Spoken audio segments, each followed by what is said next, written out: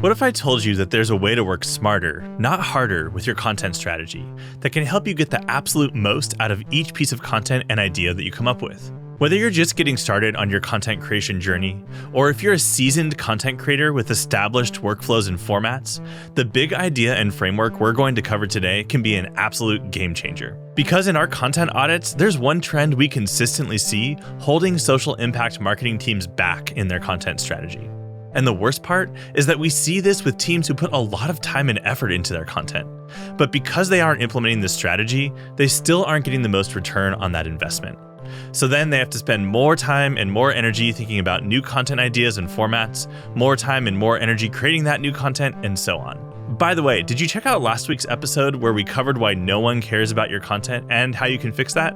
No, you might want to hit pause and revisit that episode first, because it will make everything we're talking about today so much more valuable. Up to you though, because this strategy will be a big help either way. But really, you should listen to last week's episode too. Okay, back to today's topic. The secret to unlocking the most value from all your hard work creating and producing content is to adopt a distribution-first content strategy. Now, you might be thinking, wait, I already have a content distribution strategy, and it just feels like more work, not less, figuring out how to distribute all of my content across all of my channels.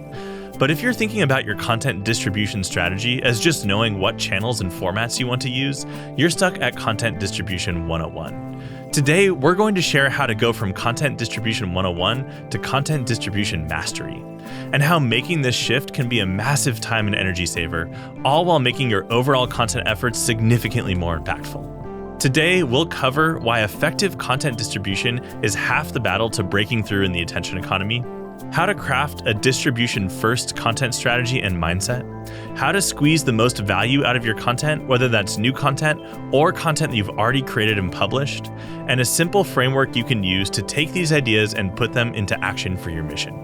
Let's get to it.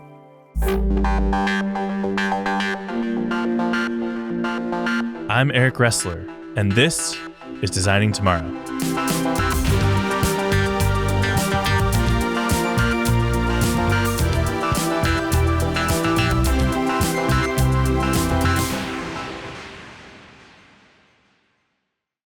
We started this season of Designing Tomorrow introducing one of our pillar concepts, the attention economy, where information is overflowing and overwhelming us, and our attention is being bought and sold by large brands to grow their profits.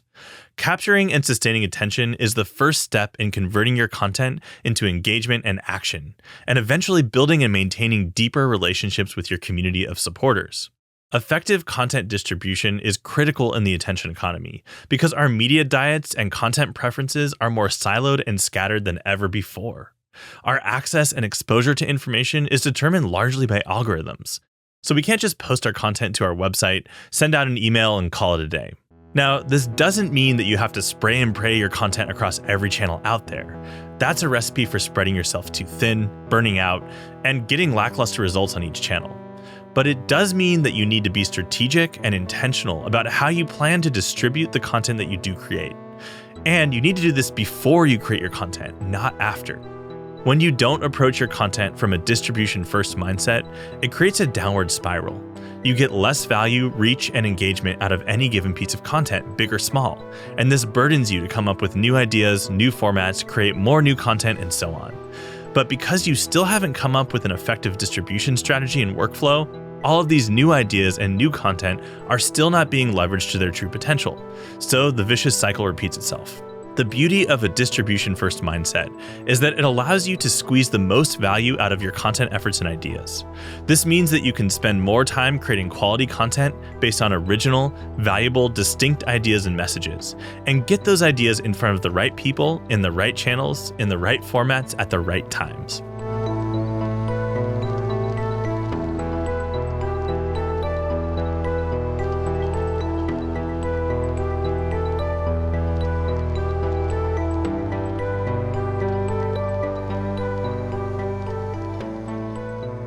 So what does a distribution-first mindset look like in practice? Before we get into that, let's make sure you have a few foundational principles in place with your broader content strategy. We covered these in more depth in earlier episodes, but it's worth revisiting here briefly so we can connect content distribution to the larger equation. First, you have to clearly define and own your niche as an organization. If you don't position and differentiate yourself within the broader social impact ecosystem, it's going to be difficult to make good choices around your distribution strategy. Similarly, you have to clearly define your audience and understand which audiences you're hoping to reach with your content strategy. This is fundamental because effective content distribution is born from an audience-first approach. An audience-first approach means deeply understanding your audience, knowing what channels your audience actually hang out in, knowing what content your audience actually wants and needs, and building a content plan around that, rather than building your plan around your ideas and your goals. Lastly, how does your content strategy support your broader brand and marketing strategy? Remember, we're not just looking for likes and clicks here. This ultimately needs to drive actual value for your community and your mission. Okay, so let's say you have all of that generally figured out. Here's what a distribution-first mindset looks like in practice. A distribution-first mindset, in its simplest form, is really all about reverse engineering your content strategy. Rather than starting from the idea and the content itself, you need to start by imagining how, where, and when that content will actually be packaged, distributed, and consumed by your audience. When you think about your content from this end state perspective, it can actually have huge implications on what content you actually create in the first place. Because when you start with what channels and audiences you're hoping to reach for any given piece of content, it creates helpful constraints around the type of content that actually has a chance to be effective within those channels and for that audience. Then you can outline a simple distribution strategy for each piece of content. Let's look at an example or two to help clarify. Let's say you're a conservation-focused organization that helps protect and preserve wild spaces across the California coast.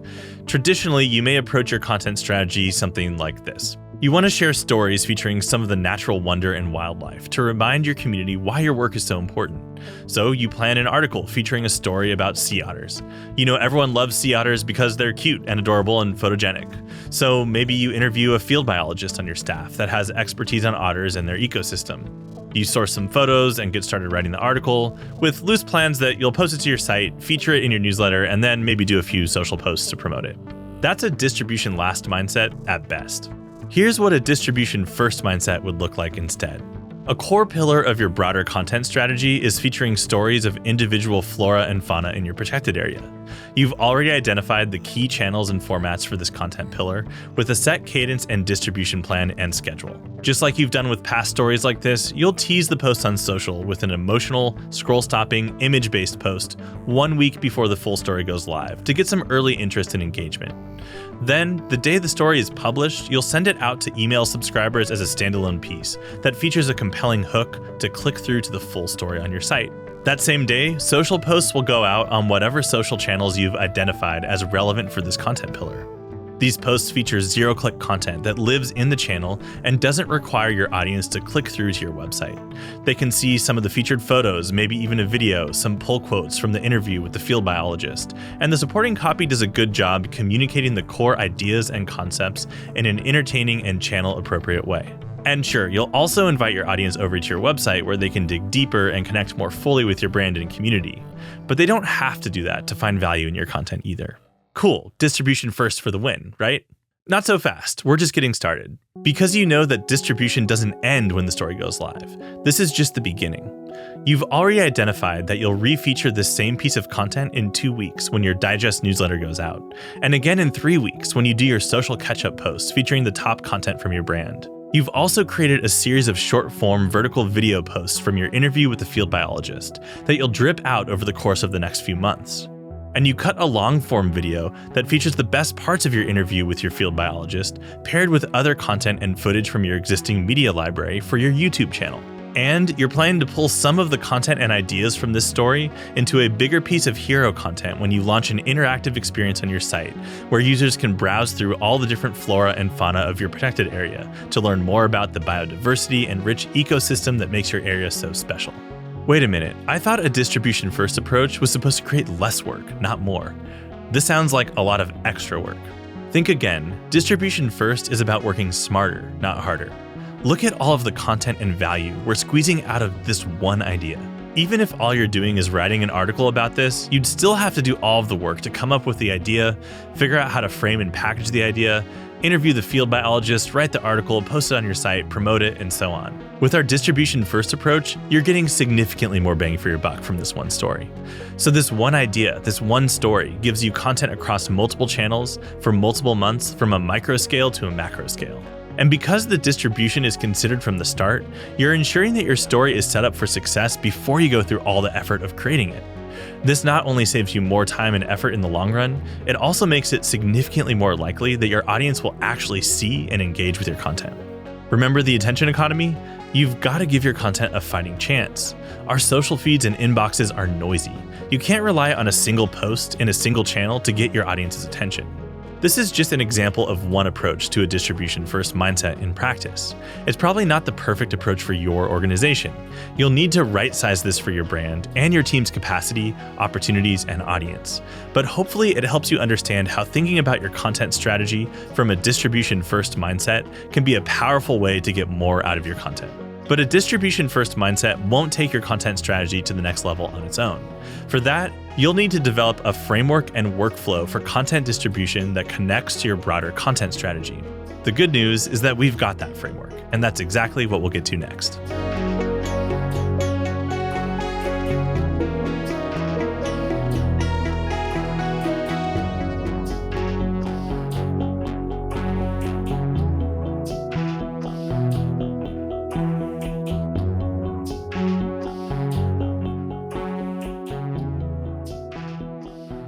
We've covered the importance of distribution in the era of the attention economy and what a distribution-first mindset looks like in practice.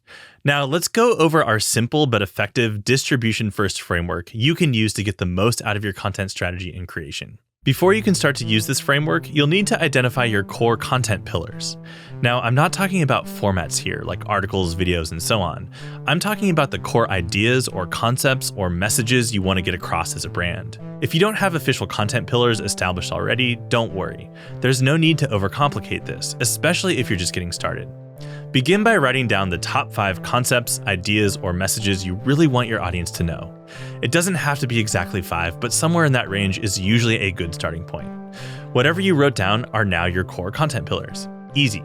To help clarify this point, let's look at the top 5 content pillars from our hypothetical example from earlier in the episode for a conservation-focused organization.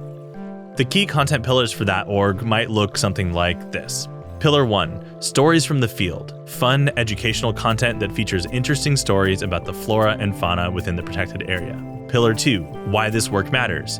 Informative content that helps communicate the importance of conservation and biodiversity. Pillar 3, fundraising appeals. Appeals to the community to help provide financial support to further the mission. Pillar 4, thought leadership. Larger trend and opinion content that focuses on your niche and social impact ecosystem from a big picture perspective. Pillar 5, Kelping It Real, a serialized show that follows the ups and downs of the otter community in your area in a fun and entertaining way. If you're still feeling stuck, here's a tip that might help. Do a quick audit on your content to date and start to look for themes or patterns. What content tended to perform best? That's a great starting point for your content pillars.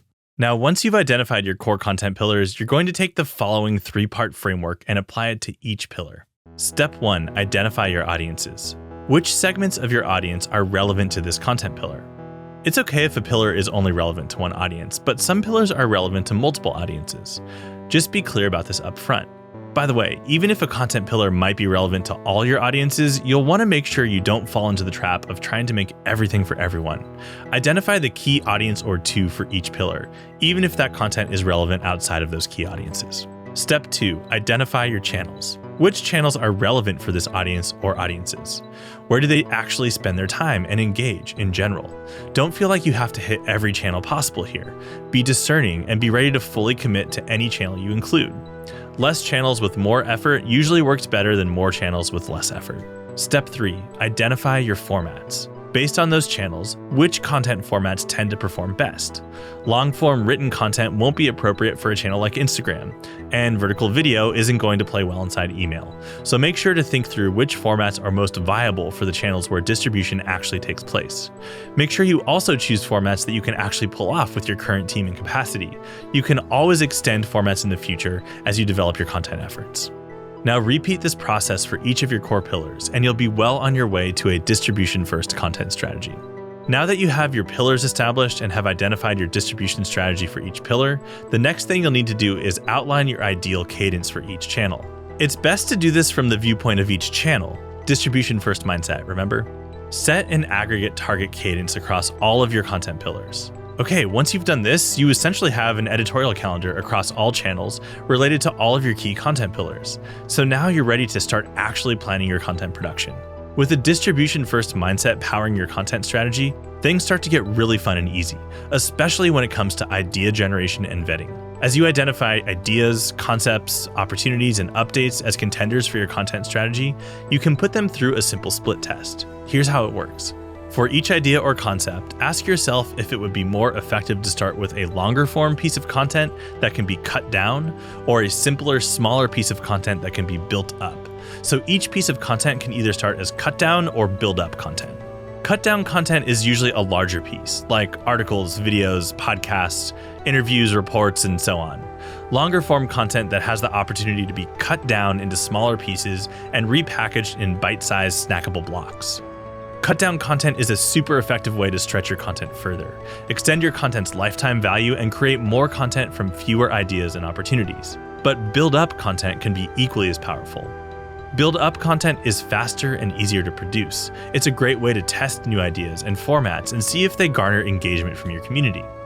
Build up content might start as something as simple as a single Instagram story, or a simple text-based post on LinkedIn, or a short blurb in your next newsletter.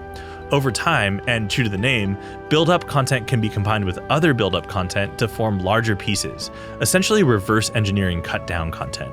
Each piece of content now has a simple framework you can put it through to see if it has legs before you go too far down the production path for that piece of content.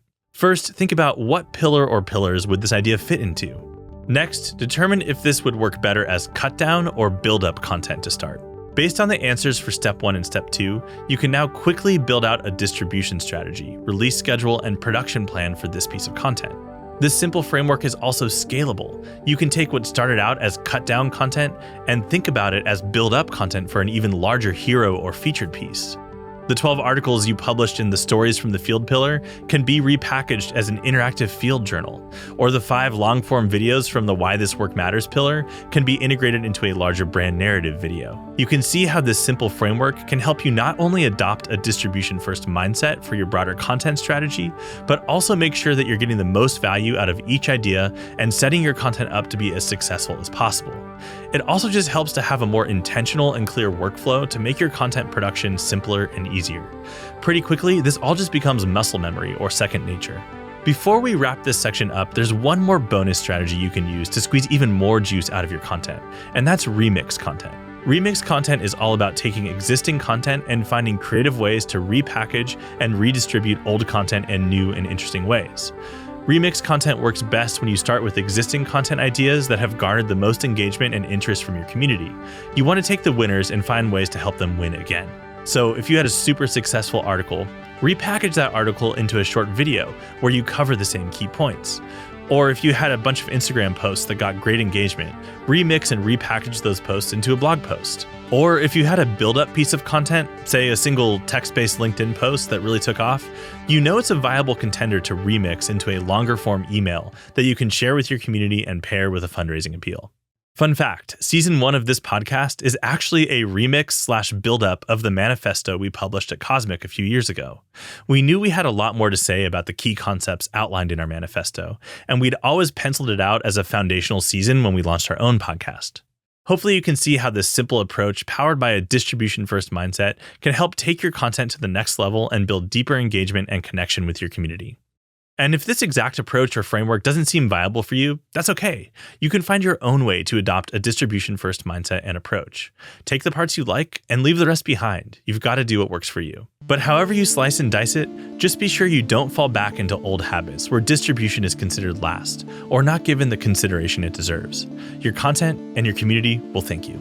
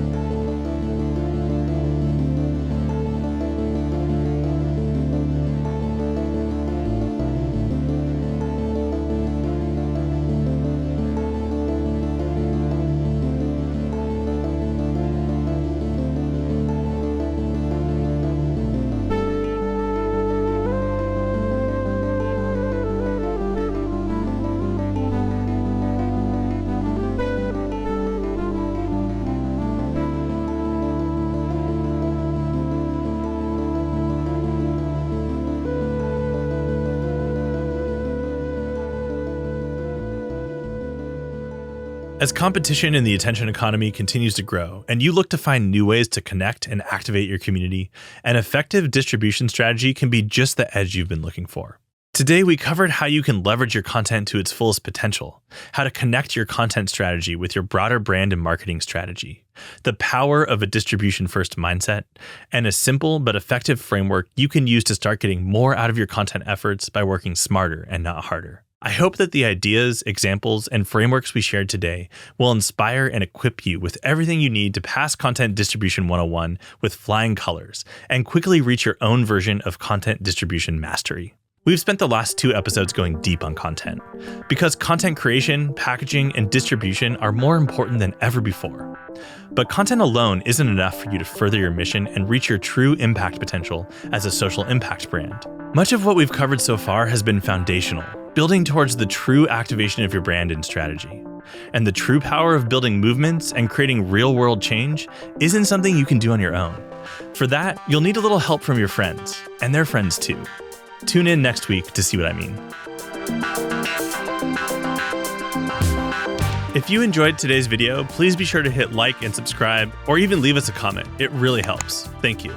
And thank you for all that you do for your cause and for being part of the movement to move humanity and the planet forward.